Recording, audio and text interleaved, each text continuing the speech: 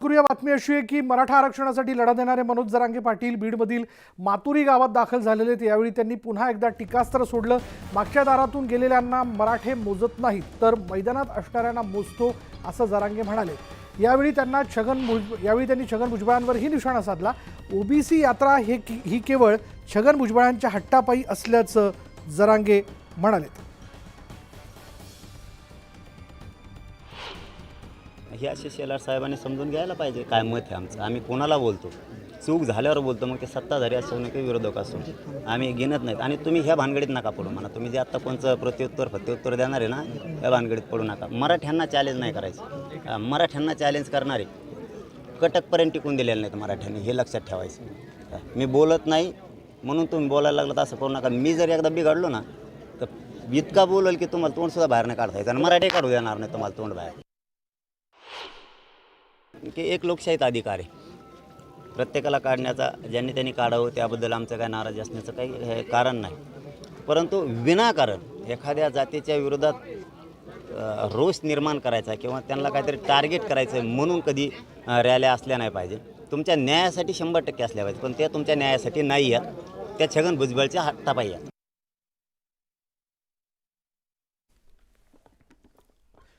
काँग्रेसचा खोटा narrative set करू नका असं आवाहन सुधीर मुनगंटीवारांनी माध्यमांना केलं आहे। राज्य सरकारच्या योजनांवर विरोधकांकडून टीका केली जाते आणि यावरून मुनगंटीवार यांनी विरोधकांना टोला लगावला।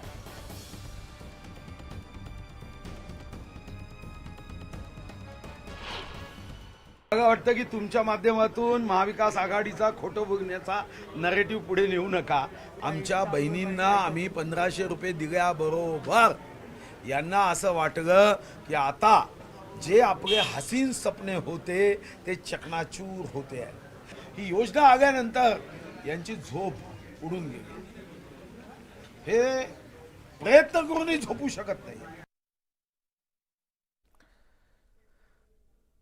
पुढे पोहत विकासाच्या फेक नॅरेटिव्हची पोलखोल करू असं विजय वडेट्टीवार यांनी ट्विट केलेलं आहे। बघा त्यांनी काय म्हटलंय बघा। त्यांनी ट्विट करत असं म्हटलं की सत्ताधाऱ्यांवर टीका केलेली आहे त्यांनी, योजना आणि विकासाचं श्रेय घेण्यासाठी चढाओढ असल्याचं त्यांनी म्हटलंय। विकासाच्या फेक मॉडेलची पावसाने पोलखोल केली आणि याची जबाबदारी घेणार का असा सवाल देखील त्यांनी उपस्थित केलाय। बघूयात त्यांनी काय ट्विट केलंय।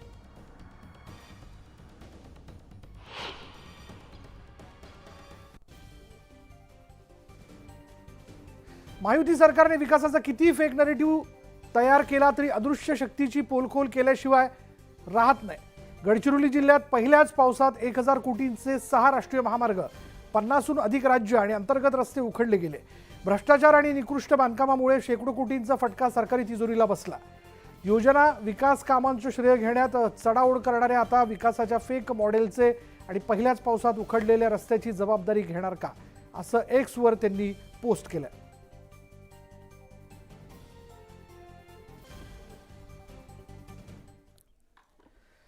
पुढली बातमी अशी की लोकसभा निवडणुकीत राज्यात महायुतीला मदत केल्यानंतर आता महाराष्ट्र नवनिर्माण सेनेनं आगामी विधानसभेत स्वबळाचा नारा दिला। याबाबत महायुतीतून प्रतिक्रिया येत आहेत। शालेय शिक्षण मंत्री दीपक केसरकरांनी यावेळी प्रतिक्रिया दिली। निवडणुकीसाठी अजून उशीर आहे, प्रत्येक पक्ष जागांची तयारी करत असतो। राज ठाकरेंचे शिंदे फडणवीसांसोबत चांगले संबंध आहेत। विशेष म्हणजे राज ठाकरे आमच्या विचारांचे आहेत आणि त्यांच्याशी बोलणं झालं की मतपरिवर्तन होईल असं दीपक केसरकरांनी म्हटलं।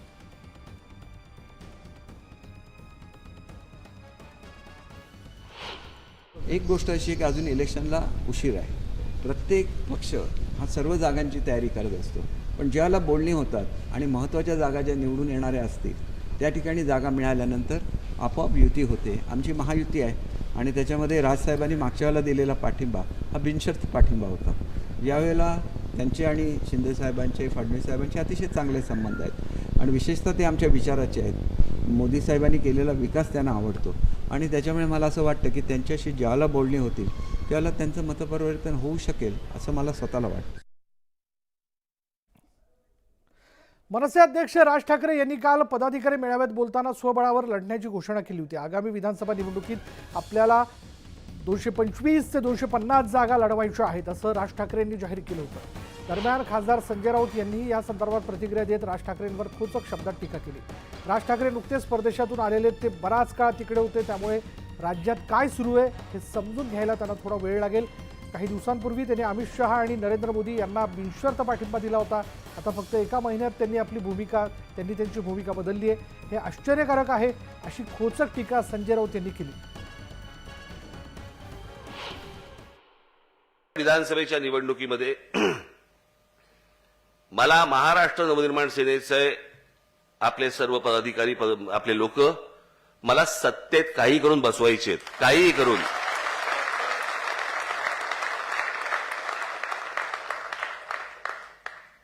अनेक लोक हसतील, हसू देत, काही कारण मला काही हरकत नाही त्याला. पण ती गोष्ट घडणार म्हणजे घडणार. सगळेच जण आम्ही त्या तयारीने लागलेलो आहोत. तुमच्यापर्यंत ही सगळी लोक येतील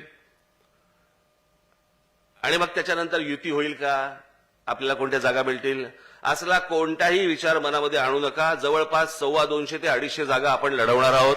ज्या मोदी शहाना महाराष्ट्रात पाय ठेवू देणार नाही असं ते म्हणाले होते, त्यांनी बिनशर्त पाठिंबा दिला. यात सगळं आलं आणि आता फक्त एका महिन्यात त्यांची भूमिका बदलते आणि ते 288, 225 काय ते जागा लढणार आहेत. हे आश्चर्यकारक आहे खरं म्हणजे. पण हा त्यांचा पक्ष आहे, या त्यांच्या भूमिका आहे आणि महाराष्ट्राच्या विधानसभेत अपशकुन करण्यासाठी महाराष्ट्राच्या स्वाभिमानी पक्षांना ही पावलं उचलली जात आहेत का हे पाहावं लागेल. आमच्याकडे ह्या मूळ गोष्टींकडे लक्ष द्यायला, पाण्याच्या प्रश्नावरती, आरोग्याच्या प्रश्नावरती, नोकरीच्या प्रश्नावरती आमच्याकडे वेळ नाहीये. आमच्याकडे काय चालू आहे, लाडकी बहीण लाडका भाऊ. लाडकी बहीण आणि लाडका भाऊ एकत्र आले असते, दोन्ही पक्ष टिकले असते.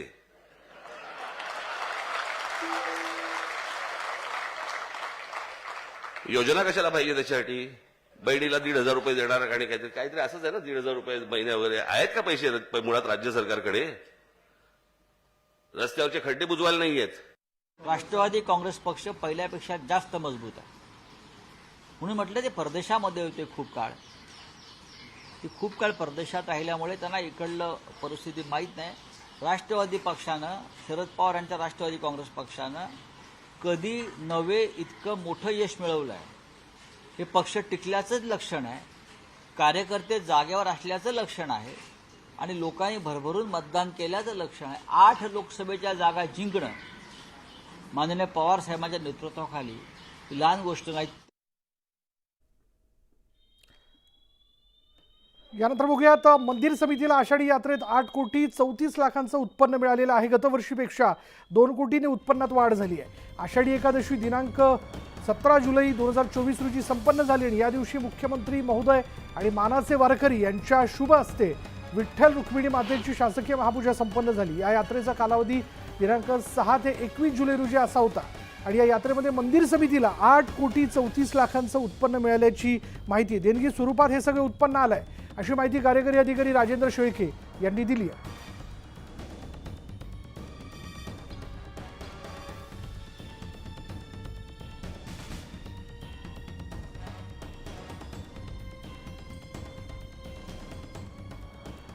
अधिक तपशील आपण जाणून घेणार आहोत. आमचे पंढरपूरचे प्रतिनिधी वीरेंद्र उत्पात आत्ता क्षणाला आपल्याबरोबर आहे.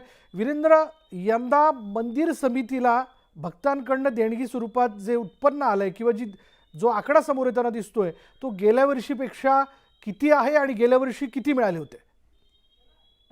विशाल, यंदाची वारी ही विक्रमी संख्या होती वारकऱ्यांची, विठ्ठल भक्तांची आणि त्याप्रमाणेच जे मंदिर समितीला उत्पन्न मिळालेले आहे विविध स्वरूपात, म्हणजे देणगी स्वरूपात असतील, भक्त निवास असेल, लाडूच्या माध्यमातून असेल, लाडू प्रसाद मध्ये असेल, अशा सगळ्या ह्याच्यातून जे उत्पन्न मिळाले ते 8,34,00,000 रुपये आहे आणि गत वेळेसपेक्षा हे 2 कोटींनी जास्त आहे.